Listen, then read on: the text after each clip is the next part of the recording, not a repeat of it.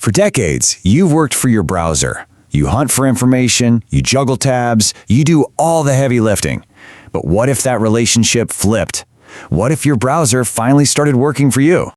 Okay, so here's what we're going to dive into. We'll start by reimagining the browser itself. Then look at how it can become your personal task agent. We'll cover having AI at your fingertips and a memory for everything.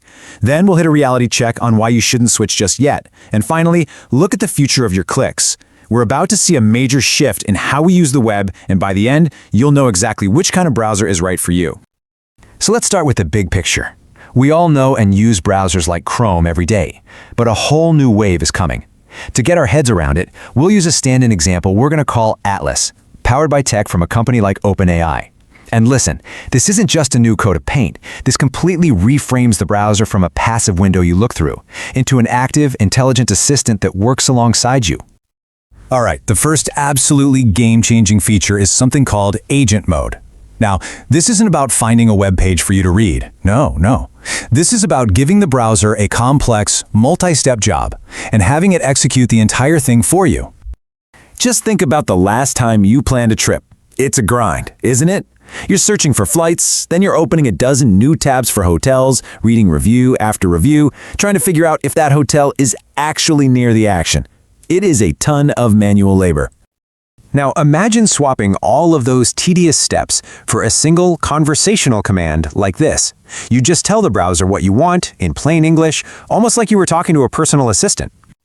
And here is where the magic happens. The AI agent doesn't just search, it works. It becomes your personal travel agent. It goes out and researches the popular sites, compares all the options, finds hotels that match exactly what you asked for, and then presents it all in one neat package. It can even handle the booking for you. Now just imagine applying that power to anything, from planning your weekly groceries to conducting really complex research. It's a fundamental shift from finding information to getting things done. Okay, so beyond just automating tasks, AI browsers are changing how you interact with information itself.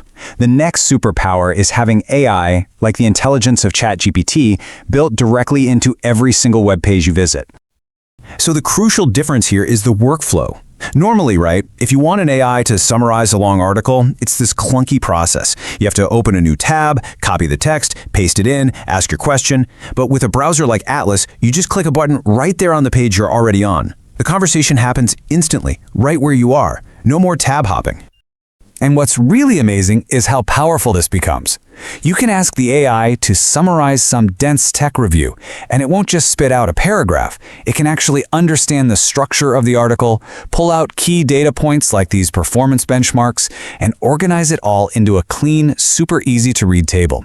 It doesn't just read the content, it actually comprehends it. The third major upgrade is all about how the browser remembers what you've done. Your current browser history is just, well, it's a long, forgettable list of links. You have to search with rigid keywords. An AI browser's history works more like a human memory. It understands context and natural language. I mean, just try typing this into a normal search history bar. It would have absolutely no idea what you're talking about. A standard search can find keywords like camera or lens, sure, but it can't grasp the context, that you were looking at them before and then you closed them. But with Atlas, the browser understands exactly what you mean. It recalls that specific research session you were in, finds all the pages you had open, and restores them instantly with just one command. It's like having an assistant who remembers everything you do, without you ever having to take a single note. Now, this all sounds like a complete revolution, I know. But these AI browsers are far from perfect. So before you go and ditch your current setup, it's time for a really important reality check to see where the traditional browser still holds a clear advantage. A major drawback right now is localization. When you search for a product in Chrome, it uses your location to show you relevant results. Local shops where you can actually go and buy the item. AI browsers, like Atlas, on the other hand, often ignore this context, serving up generic, international websites that may not be useful to you at all. And beyond that, there are other very practical reasons to hold off. If you just need a browser for simple, everyday web surfing, the extra layer of AI might honestly be overkill. More importantly, if you're deeply integrated into an ecosystem with years of saved passwords and bookmarks, moving everything is a hassle.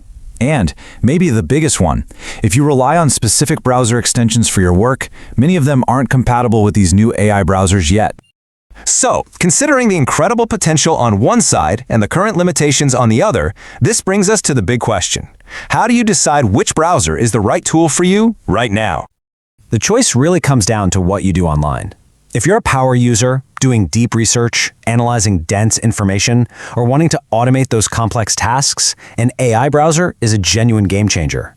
But if your priorities are speed, stability, local search results, and a mature ecosystem with all your extensions and saved data, then the traditional browser is still the undisputed king.